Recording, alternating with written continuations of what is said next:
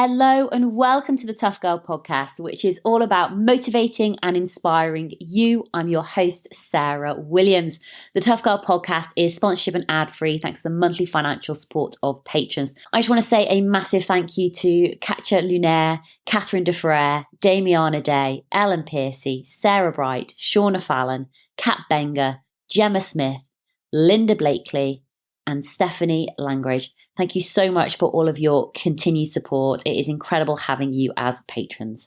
To find out more about supporting the Tough Girl podcast and getting your name on the dedicated patrons page on the Tough Girl website, please visit Patreon, patreon.com/Tough Girl podcast and help me on my mission to increase the amount of female role models in the media. Today, I'm delighted we're going to be speaking to Gerlinde Kaltenbrunner, the first woman to scale all 14 8,000 meter peaks without the use of supplementary oxygen.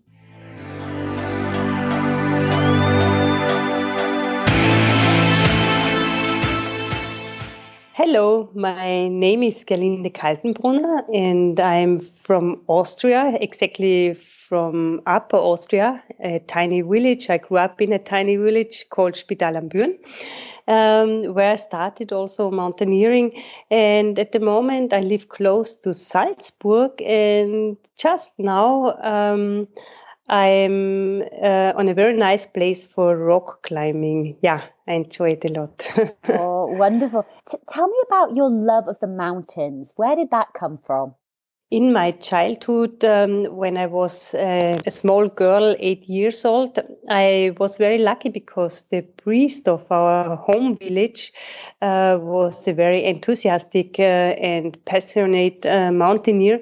And so every Sunday, I went to the church already with my backpack and the mountaineering shoes. And also the priest wore under his priestly robe already the so-called Knickerbocker, the climbing band and the mountaineering shoes. And immediately after blessing the people, we left the church towards the mountains. And he pronounced the importance of nature. He made us aware for the beauty in it. And so already in my childhood, it became a big passion.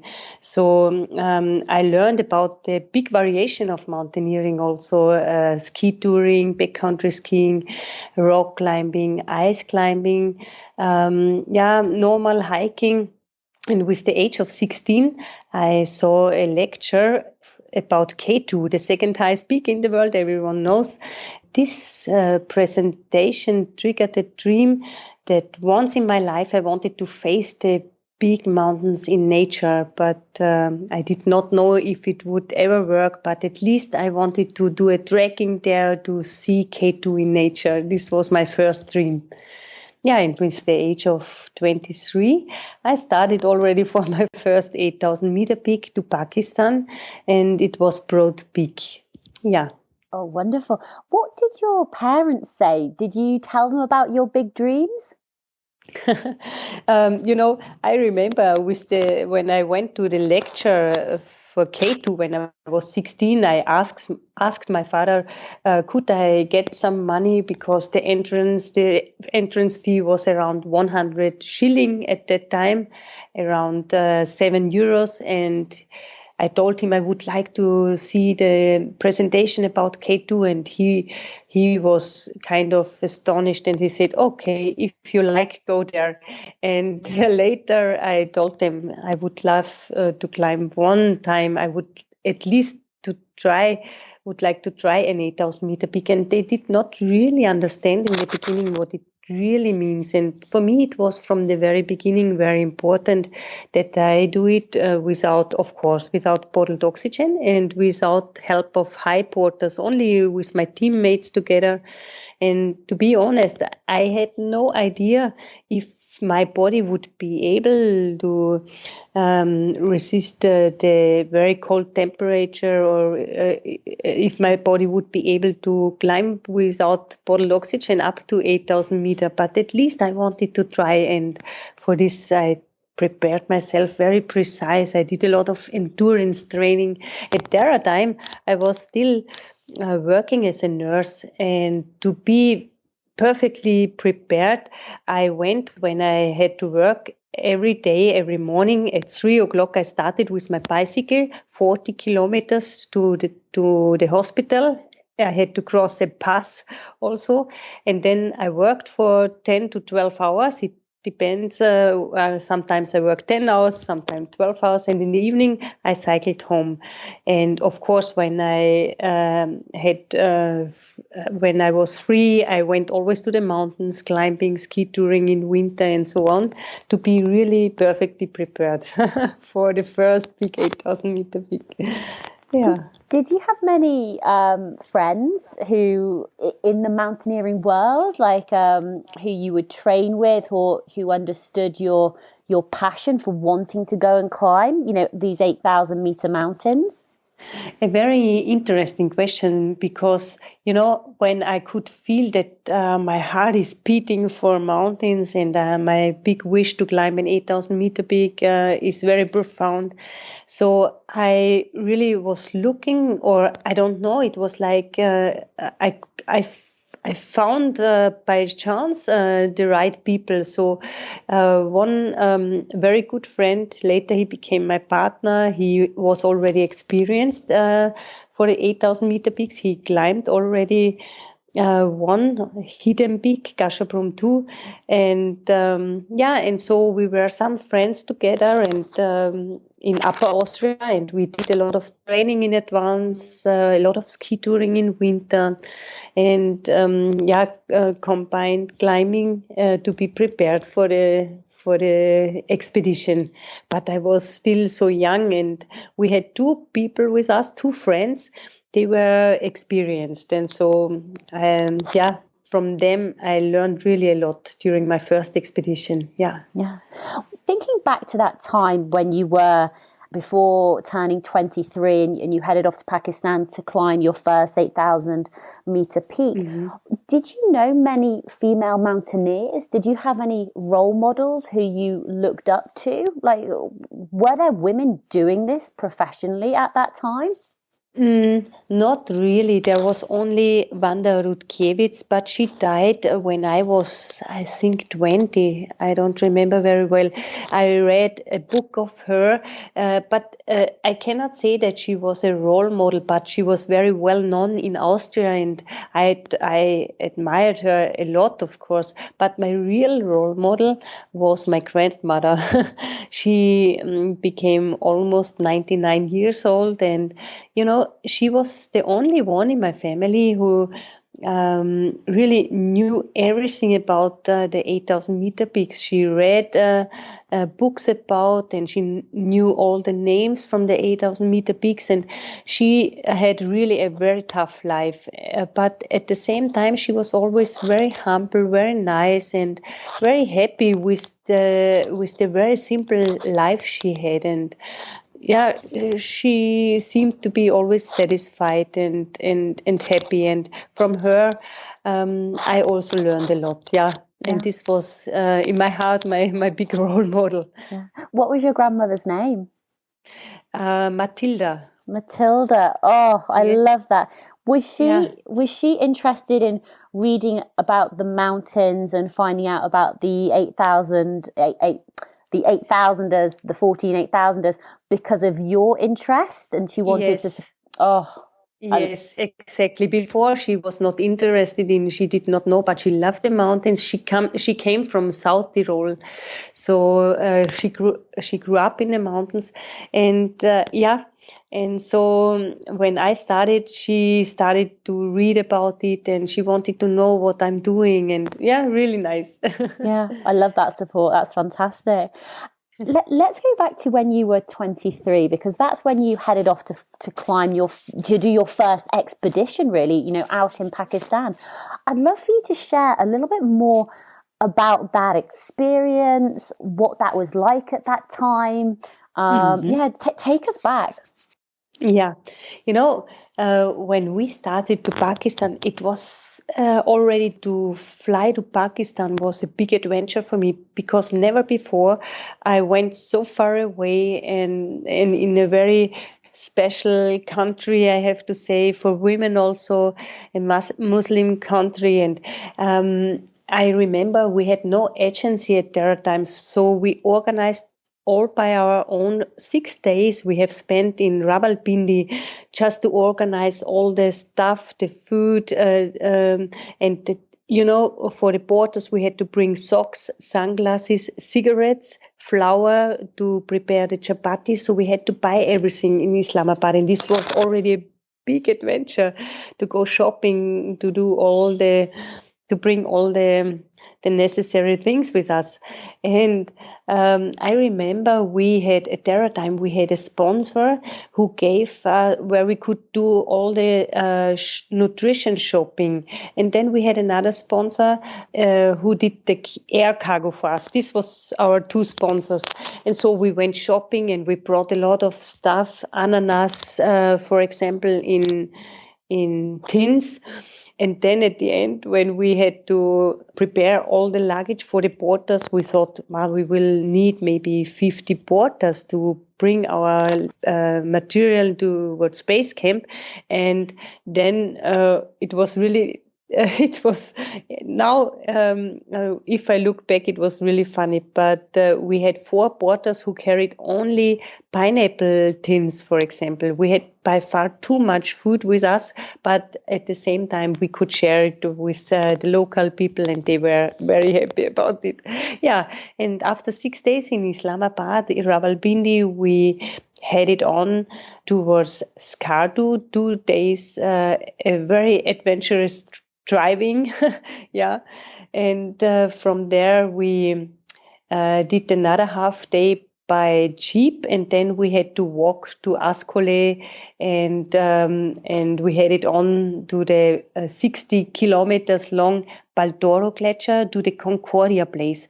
And I was really fascinated by all those things, the very simple and poor life from the locals. I was really very moved when I saw how they live, and they have almost nothing if you compare it with our life. And they were so friendly and happy and helpful.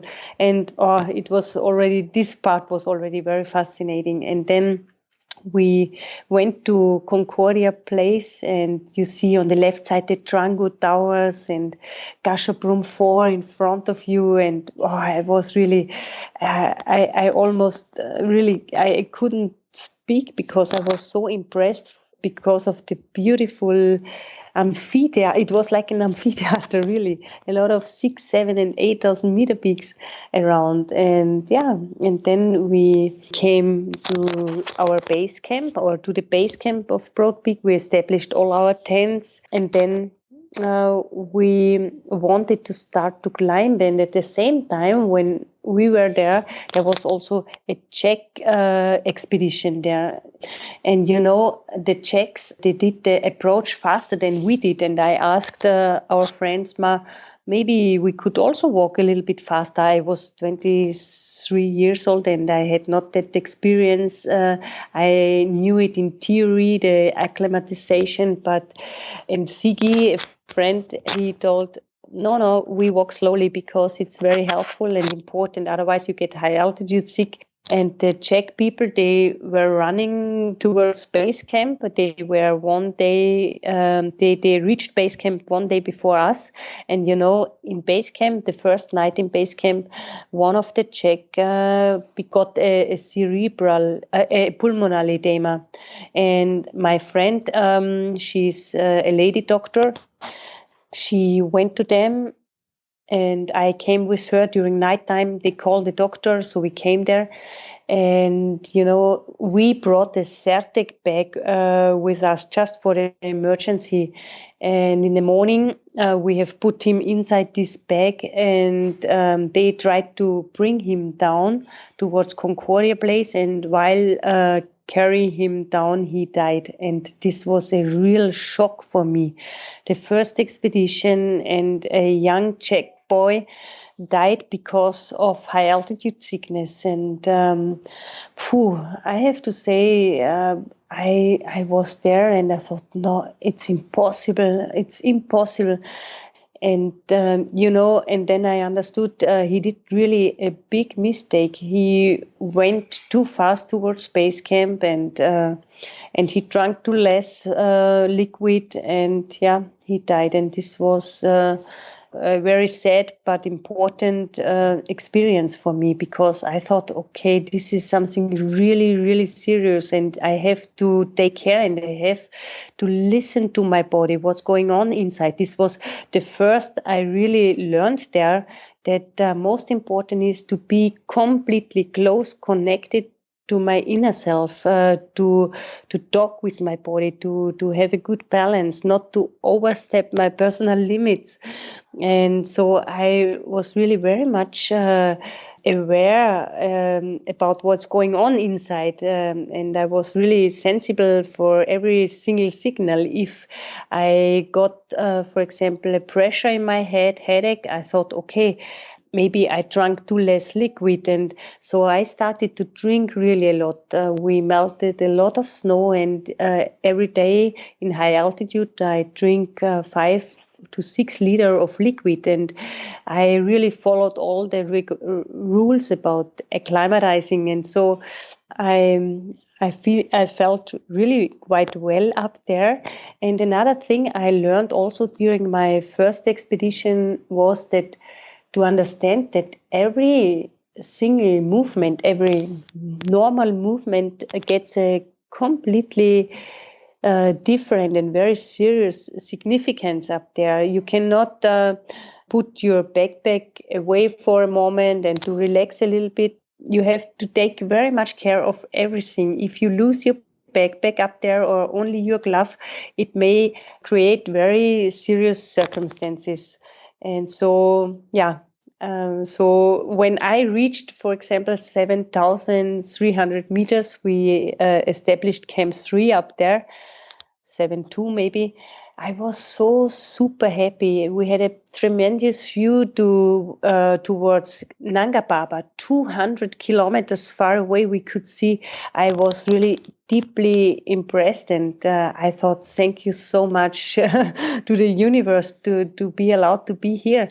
And on the other side, while ascending, I was really completely focused on every single step, because I had not that routine in the beginning in high altitude. So I was very much focused. And then we could reach the fourth summit of Broad Peak, 8,027 meters in height. And up there, I was really... I cannot say that I was super happy, because I was so focused and concentrated on every single movement that I could not really enjoy to be up there. And also the weather deteriorated, so we had to hurry up to climb down again. But when we came down and reached our base camp, I really realized that I've been at 8,027 meters, and I was so happy and very grateful also. And from their time on, I have to say I was kind of, I don't want to say addicted, but maybe yes, I was kind of addicted to the high mountains, really. And so I started to dream what I can do next, where I could climb next. But it was, of course, very difficult, because I needed 2 months off from my job as a nurse, and it was not possible to do again another one next year, because all my holidays I have spent for this expedition, and I did a lot of night duties to have more hours to get longer off from my job. And also it was very expensive, and so it was not possible to start again the following years. But in 1998, 4 years later, I started again for another 8,000 meter peak. But before I climbed Amadaplam, it's a little bit lower, but also super beautiful. Also a very nice 6,000 meter peak in Nepal. In 1998, I went for the Choyu expedition. And this was my first main summit, main 8,000 meter peak. And, you know, if I think now back, I was really crazy because when I went also with friends, and when I could reach the top with 4 other friends and made it back safe and sound, I thought, yeah, now I think I know everything about high altitude climbing. So stupid if I think back, because it never ends. Each year and on every expedition, I learned a lot with how what is better to eat. The nutrition became more and more important. I just tried to optimize my training before, and a lot of things. I changed the material, and then I realized also after Makalu, it was in 2001, I realized because we were a big team, and there we had some, how to say, we had a team leader, and he decided who is allowed to try the summit and who not. And I felt really very, very strong, and he don't wanted to let me try. And so I thought, wow, it's impossible. I really love to try. And so after this expedition, I decided to do it next time in a very small team, only in 2 or 3, or yeah. And from that time on, I changed also my strategy. So I went in smaller teams because I could feel that I'm much more flexible, and I was looking with whom I really would like to climb. And yeah, it was also a great experience. It was on Manaslu the first time that I was only in a 2-member team, and it was really fantastic. It's hard work sometimes, but I enjoyed really, really a lot. Yeah. And then, after Manaslu, it was my fourth 8,000 meter peak expedition.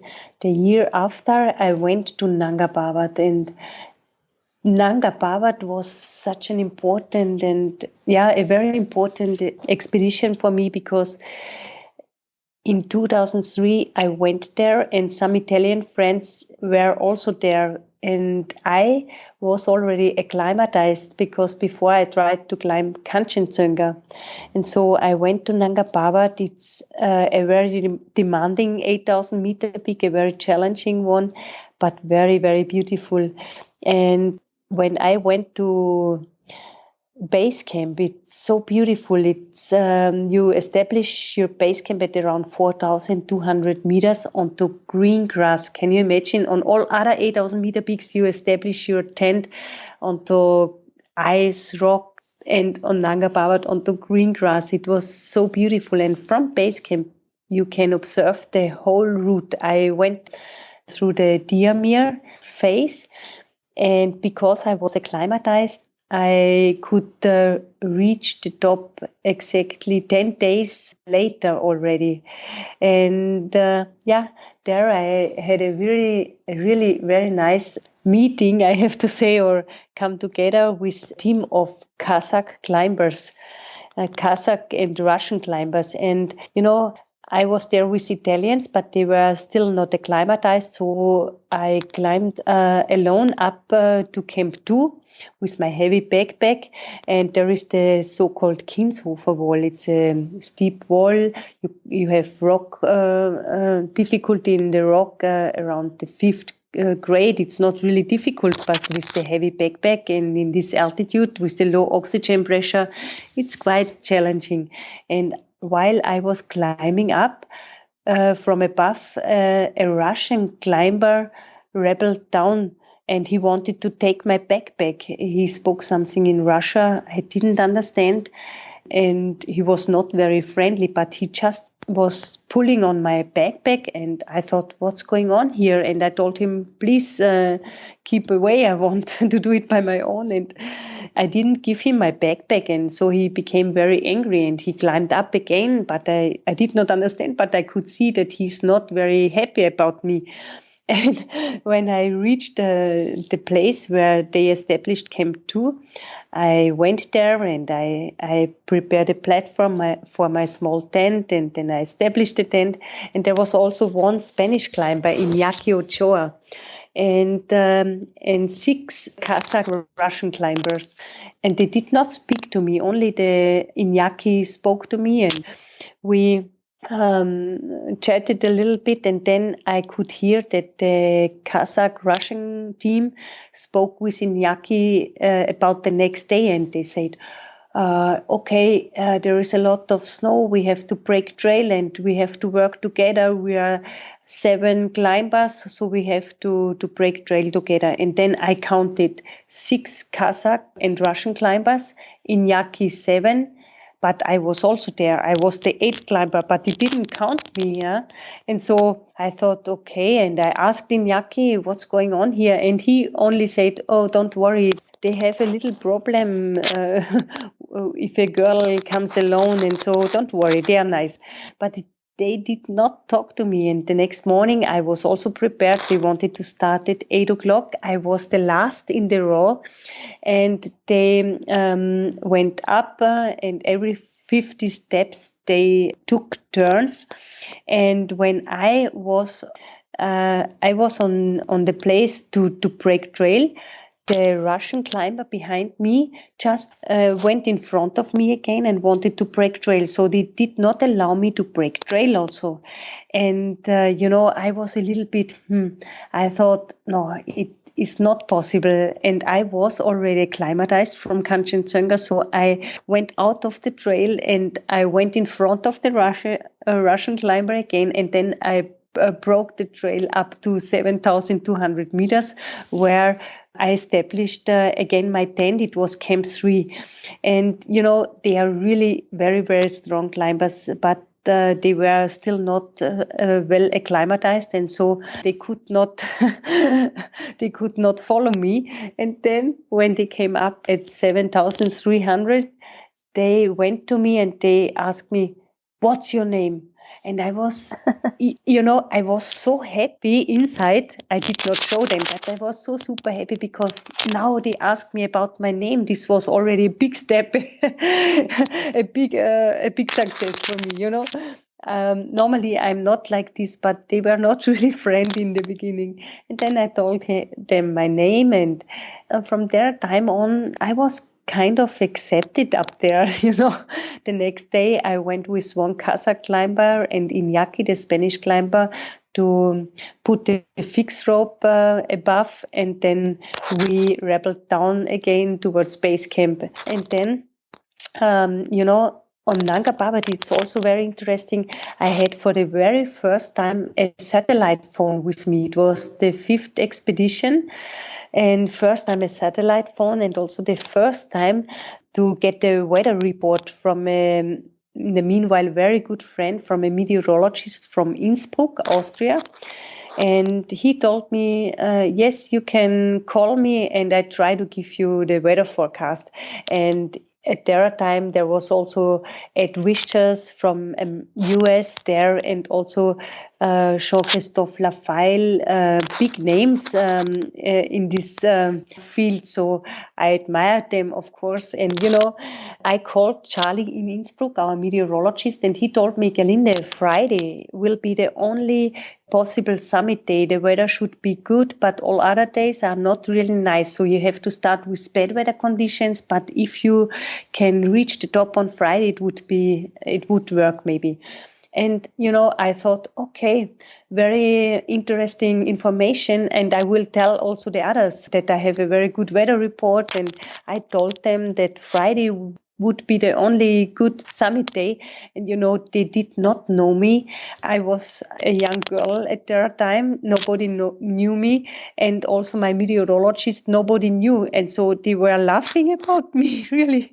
So they did not think that it is a good idea to start with bad weather conditions. And so I trusted to my meteorologist and I wanted to start. And Iñaki, the Spanish climber, he said to me, okay, I will join you because the weather is bad and I just would stay in base camp. At least I try also.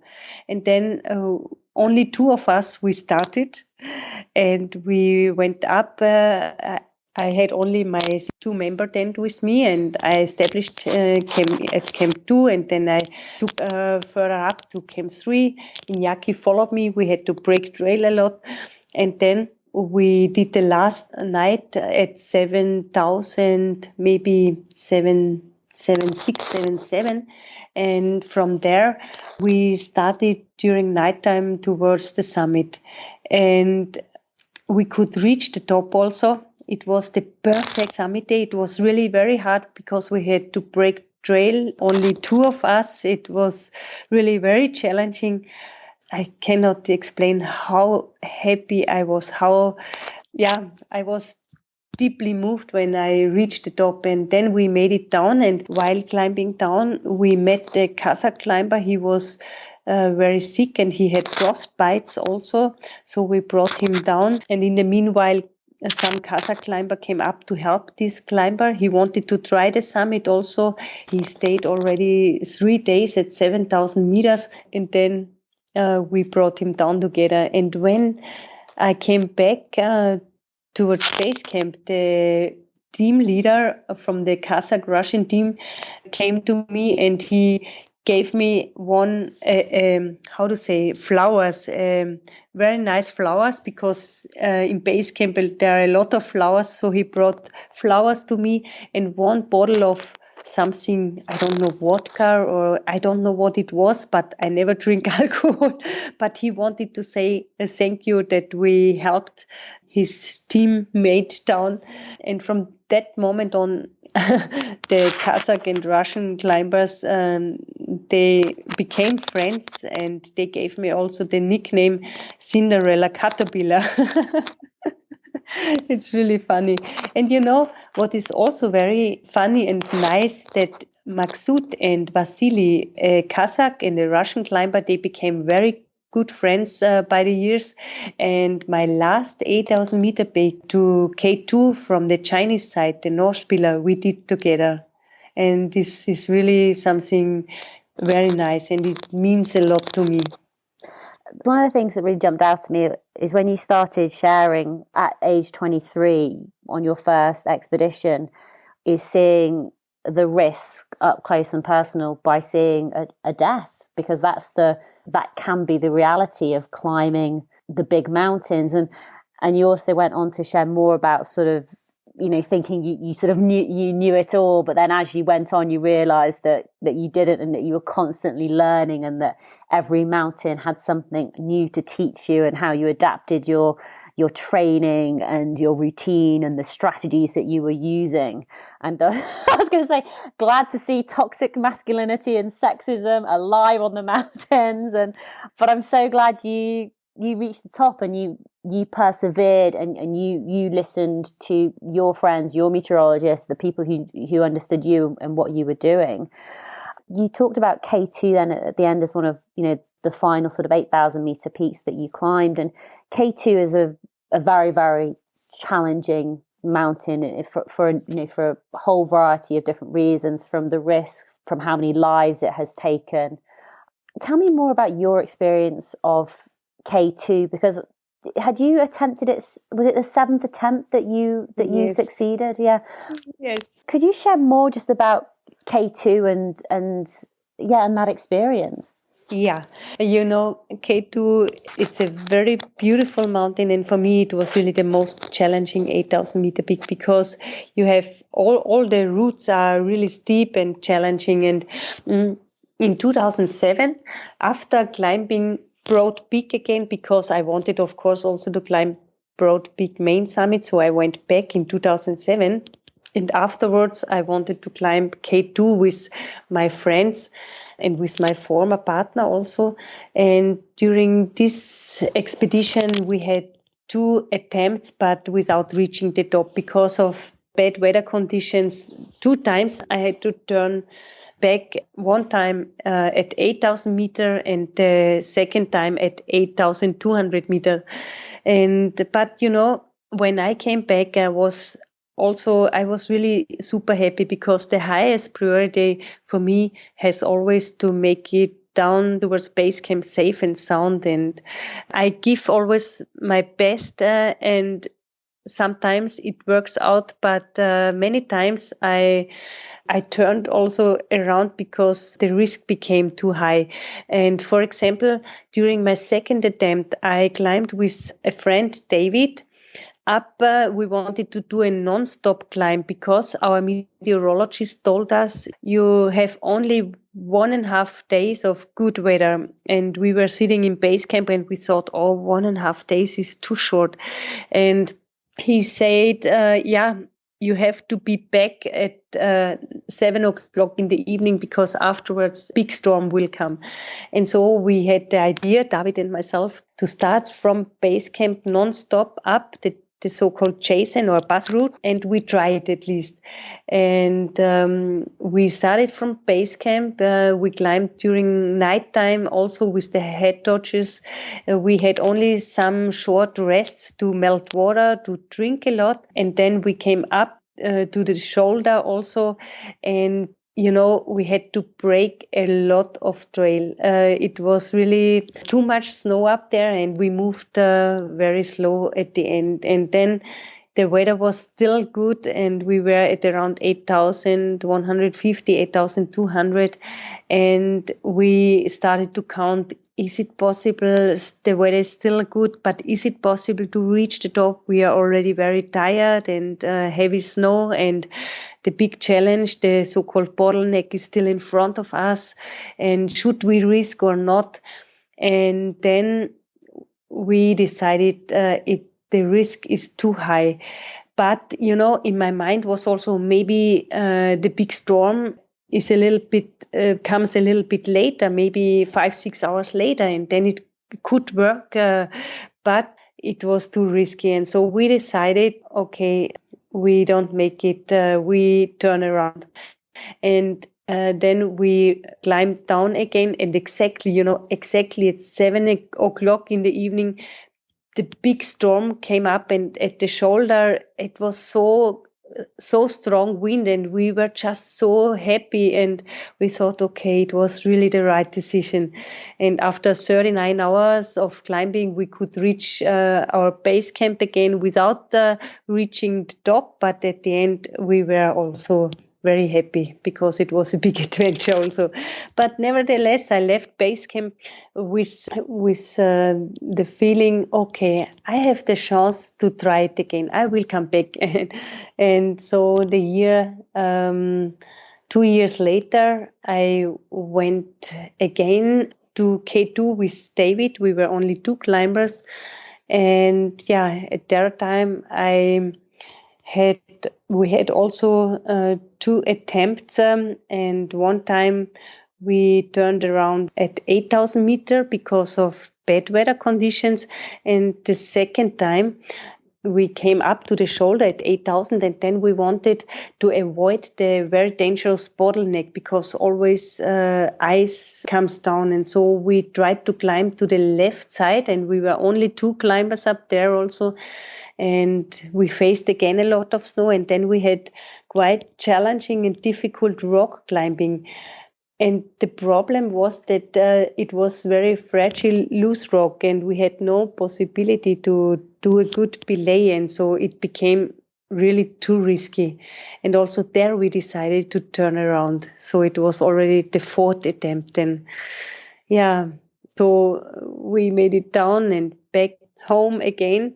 But I could feel K2 still resided in my heart, and the wish to go there to climb K2 was still unbroken. And, each time I reflected myself very precise what we could do better. Was it because we did a mistake, or was it because of other conditions? And, it was very important, or it is always very, very important to reflect myself and to ask myself if I'm able to reach my goal with the resources available, for example. But I went back in 2010 together with my former partner, with Ralf Dujmovic, and then there was the very sad accident when Frederick fell down.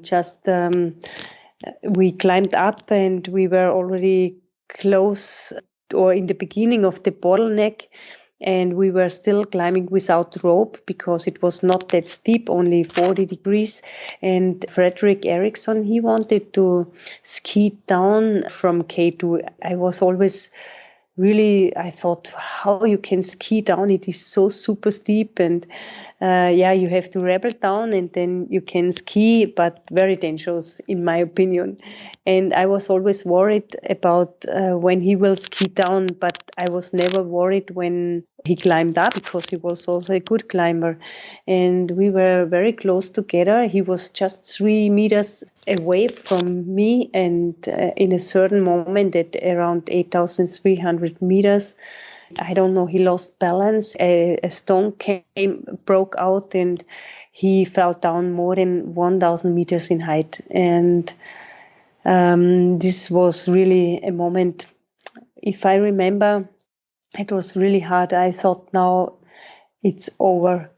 We are very well prepared all the time, and we also speak about the worst case scenario, but at the end we always finish our talking that highest priority has to come back safe and sound. And then it happened that Frederick fell down. He was not with me in a team, but of course up there, we were friends, and he climbed with an Australian friend, but the Australian turned around and also my partner turned around, and so we were together up there. Yeah, and then in the very first moment I couldn't move. I was really kind of shocked, and then, my body just did what I had to do. So I climbed down very focused to the shoulder at 8,000 meter, and there I thought maybe I can find him there because it's a flat place up there. But then I spoke with Ralf in base camp, and he told me, no, we can see him. He fell down more than 1,000 meters and there's no more help for him. And then I had to climb down towards base camp, and I started climbing, and my body did what he had to do. I was really very focused, and then I had a lot of rockfall during daytime because it was a sunny day. And so I went to a little hole and I waited there till nighttime. And when during nighttime it's again colder, and then this rockfall stops. And so I continued climbing down the Basque route. And at 11 o'clock in the evening, I came to the bottom of the Jason route, and there Ralf and my cook were waiting, and we went back towards base camp. And when I was there, my body was released, and I started to cry in this moment. Now I was safe, and now all the tension came up, and I cried a lot, of course. And this was the only time when I really had the feeling, now we really failed, because a good friend did not make it down. And we abandoned the expedition immediately. And to be honest, at Terra time, it was the only time when I thought, maybe K2 don't want that I climb up to the summit. Maybe it's not allowed to me to climb the summit. And so I did not know if I would ever come back to K2. And it took me quite a while to overcome this accident. And only when I realized that I cannot make it unhappen, and it is happen, and I have to look forward, when I integrated the accident in my life, I accepted that it is happen. I could feel that now I feel a little better step by step. And And then after a while, I met then Frederick's parents in Stockholm and also in Chamonix, and it was very helpful also for me to talk to them. And then I could feel I would love to go back to K2, but no more to the Pakistani south side. I would like to go to the Chinese side. It's a new side for me, and it seems to be like a different mountain, but it's still K2. Yeah, and so I decided to try the North Pillar, and it's a very demanding and a very extraordinary route. And I knew for this very unconventional route, it's very important to build a very strong, reliable and good team. And so I thought with whom I could climb the North Pillar. My partner don't wanted to join me in the first moment. He told me, no, he never will come back to K2 with me because he climbed already in 1994 via the normal route. And when I told him that I would like to climb the North Pillar, he told me, okay, if you decide to climb the North Pillar, I will join you because it's a beautiful line. And then I asked also Vasily and Maksut and another good friend from Argentina, Tommy Heinrich, and a Polish friend came also with us, Darek Zaluski. So we were 6 climbers. And the very nice thing was that everyone knew Frederick, and it was so important for me to talk about Frederick and not to avoid talking about what was happening. Instead of that, it was important for me to talk about him and to tell stories about him. So he was kind of like he joined us on this expedition. He was always, when we were in base camp, we spoke and told stories about him, and we were laughing, and it was really nice. And K2 North Pillar, already the approach is so beautiful. It's amazing. You drive to Kashgar. It's in the province Xinjiang in China. And from there you have to go along the southwestern part of Taklamakan Desert towards the Chinese-Pakistani border.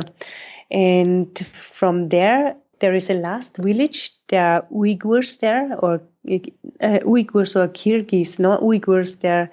And the local people, they joined us. They supported us with their camels to bring all our gear and all our stuff towards base camp. We had food for 2 months with us. And we had it on. We started the approach with around 35 camels. And it was the most beautiful and most powerful approaches I ever had to a base camp.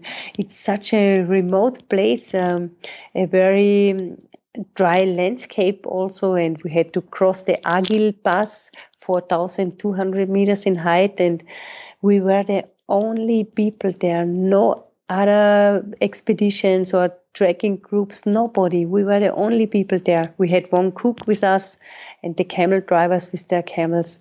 And it was already, it was fantastic. We went to 3,900 meters, and then the camels, they went back to their village, and we had to bring all our gear up to an advanced base camp at 4,600 meters. So the camel drivers supported us one time with their donkeys. They had 5 donkeys with them, donkeys. And then we went up and down many times to bring all the gear up. And from there, we started to climb, but we were still 10 kilometers far from the bottom of K2 North Pillar. Yeah, so it was really a very demanding expedition, but so powerful, so beautiful also, because we were so far away from civilization, nobody there. It was fantastic. And then we were still not acclimatized, so we had to do the acclimatization on K2 North Pillar. It was also very helpful because so we could learn about the route and to figure out where we do our bivouac places and so on. And maybe I just tell you at 5,000 meter, for example, only the half of oxygen pressure is still left, and at 8,000 meter, only 1/3 of your oxygen pressure is still left. So you need a lot of time to get adapted to the low oxygen pressure. And for this reason, we climbed up and down many times to get very well adapted. So it starts already after the 10 kilometers up towards the bottom. You have to cross a flat glacier, and then it starts immediately with steep climbing, mixed climbing, rock, ice, and snow. And there's one flat plat in the first section, and there we faced a lot of snow. We had to break trail up. We had snow up to the hips many times, and it was really very, very demanding. And one day I remember Vasily told us, we never make it up to the top. We are too slowly and our team is too small. It's too big for us. Maybe it's impossible. And we discussed the situation in base camp, and then, we agreed, we accepted how it is, and we work together and we give our best, and then we can do it together. And with the very simple attitude, life up there was much easier, of course. So, and then, we did not establish high camps. We had always two climbers, had one very light 2-member tent when we carried up and down. We had all our gear always with us, and we also climbed the last 8,000 meter peak without high porters, of course, without bottled oxygen. And it was really a very, very intense climb. Many times we climbed 14 hours. We were many times very exhausted. It was always difficult to find a good bivouac place. We had to prepare a platform, and then we rebelled down, and we had to hike out again to our base camp, 10 kilometers, and it was really hard work up there, but at the same time so beautiful, because I remember one time after 14 hours of climbing, and we were really very exhausted, Ralph and myself could reach at 6,600 meters. We had to figure out if we find a good bivouac place up there. And while preparing a platform for our tent, we had such a beautiful, tremendous sunset. And in moments like this, beside the big effort during the day, a lot of energy and power from nature comes back in these moments. And in such moments, I always know exactly why I'm there and why I take all those efforts. And I can always feel only a deep silence inside. And this is something you have to feel it. It's difficult to explain, but it's very powerful. Then, of course, up there, you have to melt a lot of snow. So 6 liters of liquid. I feel if I drink 6 liters of liquid, my body works very well, because in high altitude, the blood gets thick, and to maintain blood circulation, you have to drink a lot.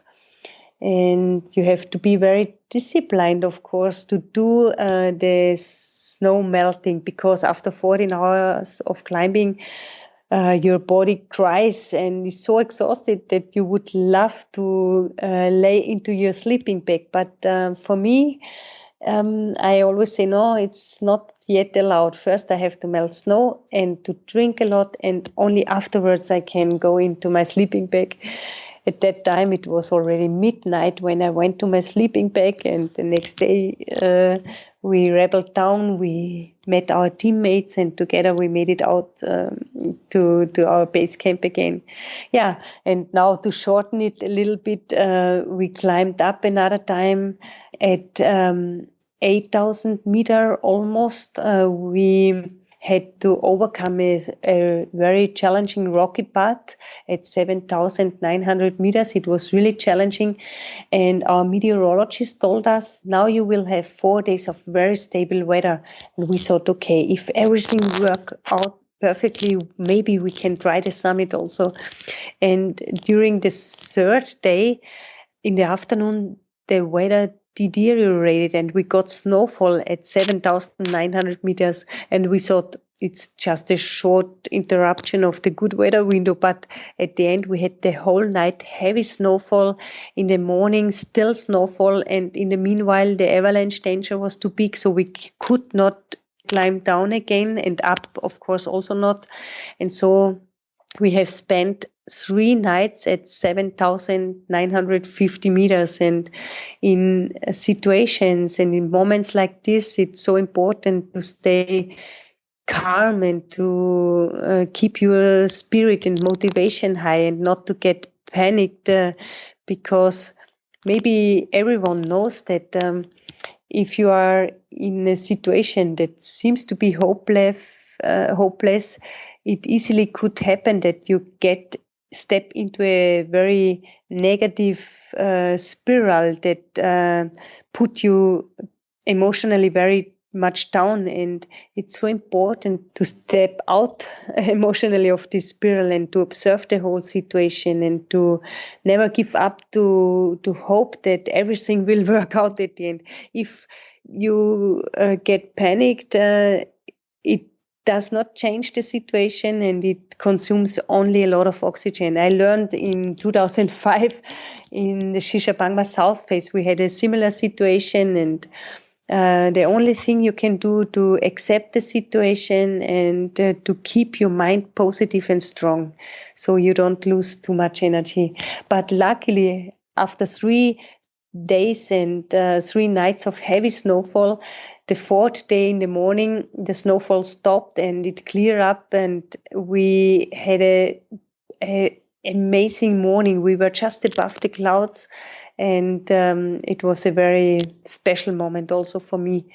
But now we have spent 8 days on the mountain, so it was clear we cannot make it to the top. So the situation is too risky, too high avalanche danger, and also we were running out of food, so we had to climb down all the way 10 kilometers to our base camp, and then we had a rest for, we thought, 3-4 days maybe.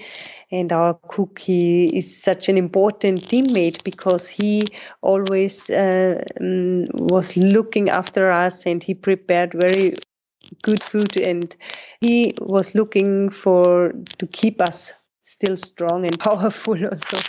But then there was the situation that we thought 4 days of rest, and then sure we will get a good weather window, but we had 14 days of heavy snowfall and very bad weather conditions. And it was day 10. We had so heavy snowfall that our mess tent was completely destroyed. It broke down and it was completely damaged.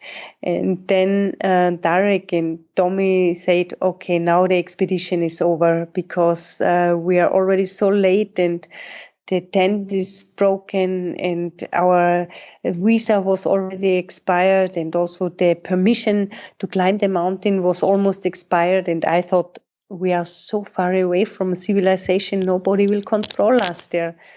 And now, anyway, in situations like this, it is even more important to have a real good team and to be tolerant among each other and to know exactly when it is good to talk and when it is better not to talk, to be silent, and to get a very fine sense for your teammates and to feel if someone has an emotional low point and need help or something else. So, and to be really respectful among each other, because we are very close together in a one tent and you cannot go away for 2 or 3 days. So it's important to work really very well together and to be really tolerant among each other. And yeah, it worked quite well. But after 10 days, there was a real emotional low point in our team. Anyway, together we tried to keep the motivation still high, and in the evening, we got the new weather forecast from our meteorologist, and he said to us, the 21st of August will be a perfect summit day, but you have to start with bad weather conditions. Still snowfall in the beginning, but then the weather will improve day by day. And so we thought, okay, with one day in advance, we will start. So we have one day extra just in case, and maybe this is our chance. And so we started with heavy snowfall up to 5,300 meters. There we had the first night up there, and there we faced so much snow that we realized the next day we cannot climb because the avalanche danger is too high and we have to wait one day. Luckily, we had one day extra. And so the next day we had sunshine, a little bit of sunshine. And so the big avalanches came down, and so we could continue our climbing the following days. But then in a certain moment, Ralph and also Tommy decided to turn back because their gut feeling wasn't good anymore. And when Ralph told me, Gerlinde, I turned back, I was really kind of disappointed because it was my big wish to climb K2 North Pillar together with Ralph also. But exactly this situation we had already before on Mount Everest also and on Annapurna. And then we agreed, if we come in a situation like this, everyone has to listen to his own gut feeling, to his own intuition, and to communicate and to explain very open and very honestly. And we agreed, if everyone stays healthy and the way back towards base camp is safe, we may also split up. And we discussed this also in base camp with all the teammates, and then we agreed, okay, we will do like this. But if you come in a situation like this, it's always a little bit more difficult to not to try to convince the other to continue climbing. But it's important that everyone listen to his own gut feeling and to say it honestly. So Tommy and Ralph turned back, and Tarek, Vasily, Maksut and myself, we continued climbing, and my feeling was still very positive. I thought this time everything will work out. I had this feeling already in the beginning, and I could feel that Frederick was kind of, he was with us somehow. Maybe you understand. And I had so much trust that, we are on the right way. I don't know. I cannot really explain. Anyway, we faced again a lot of snow. We broke trail, and we realized that it would not be possible to do it that way up at 6,600 meters because of too much snowfall. And just for the emergency case, I took one very light 2-member tent with 1 kilogram in my backpack, and I thought maybe if we need it just in case. And then at 6,000 meters, we used this tent already because we could not manage it up at 6,600 meters. And so we were 4 climbers in a very tiny 2-member tent, but somehow everyone found a place to sit inside.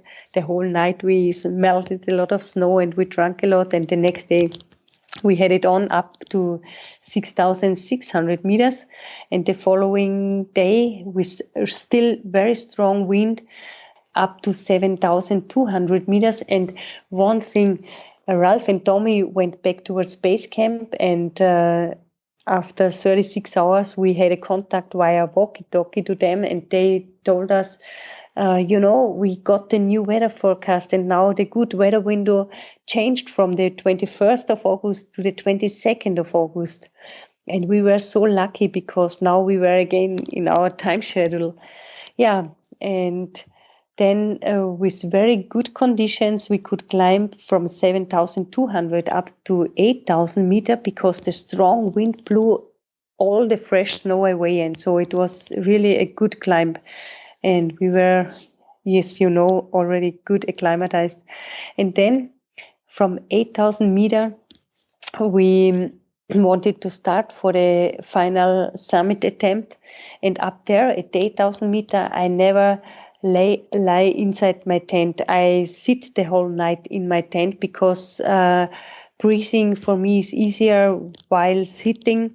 And up there, at the same time, also if I sit in my tent, I try to relax as much as I can. And in this case, meditation helps me really a lot to calm down my mind and to release my mind. And with the meditation, I can also, gain also physical strength again, a little bit at least. Up there it's difficult, but yeah, I could spend the night sitting up there together with Tarek in a tent.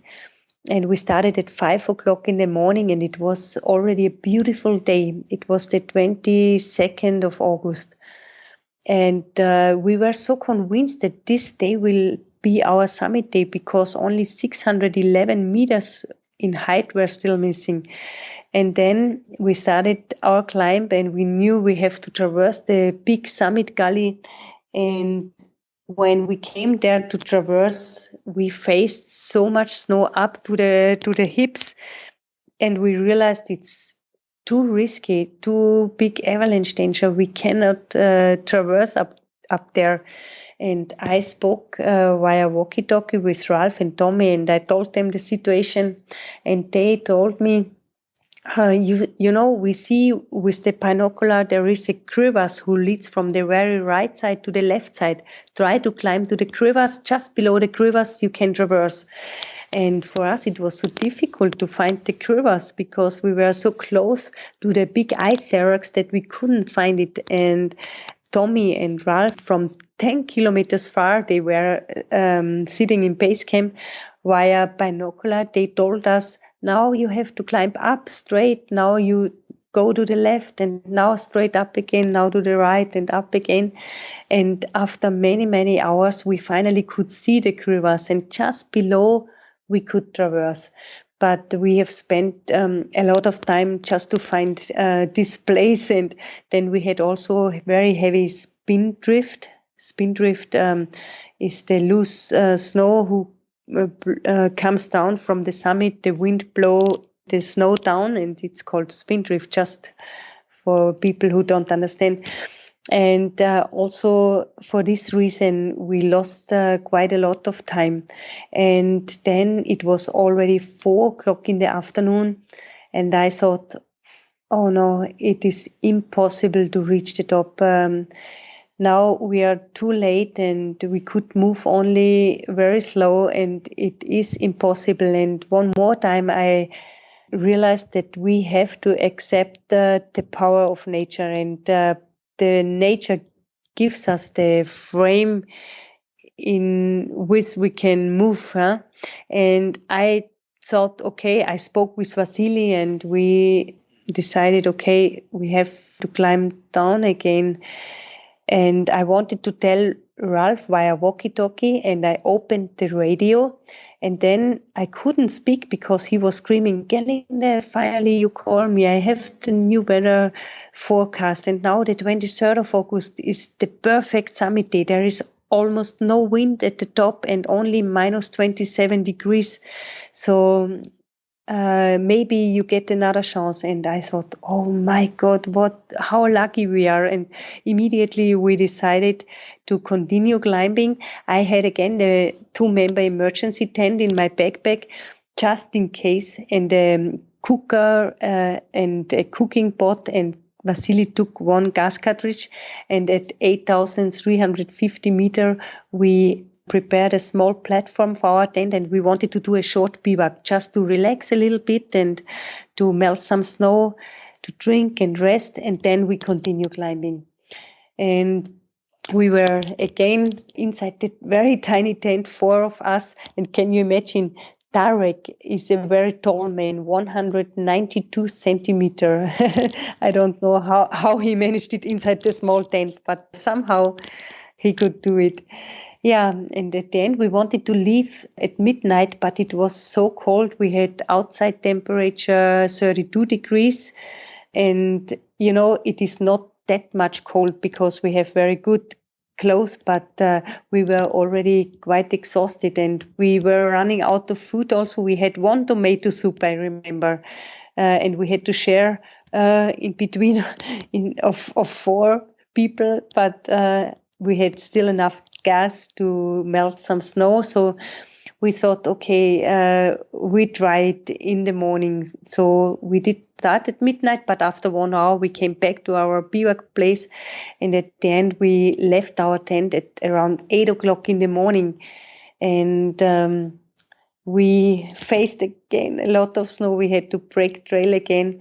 But slowly, step by step, we made it higher up, and only at around 4 o'clock in the afternoon, I reached the summit ridge, and up there I had a short conversation with our friends in base camp via walkie-talkie, and they told me, Gerlinde, now you can make it, and a lot of people are with you.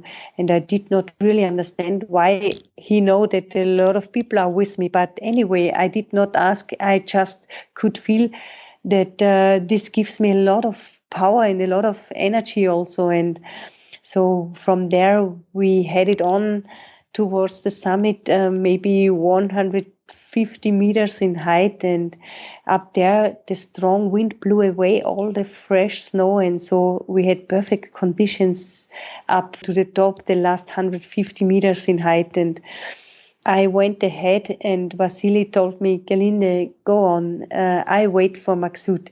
And I think Vasily knew also what it means to me to be a little bit alone at the highest point of K2. When I did the last steps, it's still difficult for me to explain. I really could feel a very, very deep silence inside, and there was no more question, there was no more wish, there was no more doubts or fear, only a very deep silence and a really very deep gratitude to be up there at the highest point of K2 after so many attempts and also setbacks.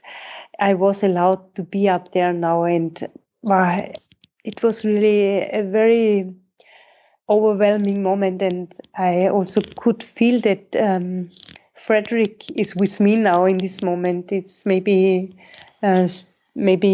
it's difficult to understand, but it was so clear and so I had the feeling to be one with the whole universe, I have to say, and just a deep gratitude up there. And then also Maksut and Vasily came to the top, and later also Tarek made it to the top, and for 15 minutes nobody was talking. We just were there and deeply moved by this moment. It was a beautiful evening, no wind up there. We could see Nanga Parbat also 200 kilometers far. And, the very impressive and moving moment for me was also when I could see the top of Broad Peak, Gasherbrum 1 and 2 just below me.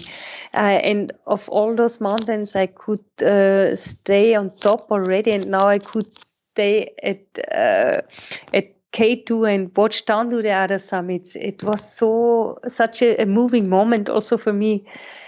But it was not the end, we realized and we knew that now the biggest challenge is still in front of us, and we have to take very much care that every single step counts now, and we cannot do a single mistake. We have to make it down safe and sound. And we were already exhausted, of course, and if you reach the top for a moment, you are totally relaxed, and before climbing down you have to bring your tension up again and to keep again your focus on every single step. And so we started to climb down with our head torches, and we have spent then the rest of the night again at 8,000 meter. Maksut and Vasily has spent the night at 8,300, one again in the very small bivouac.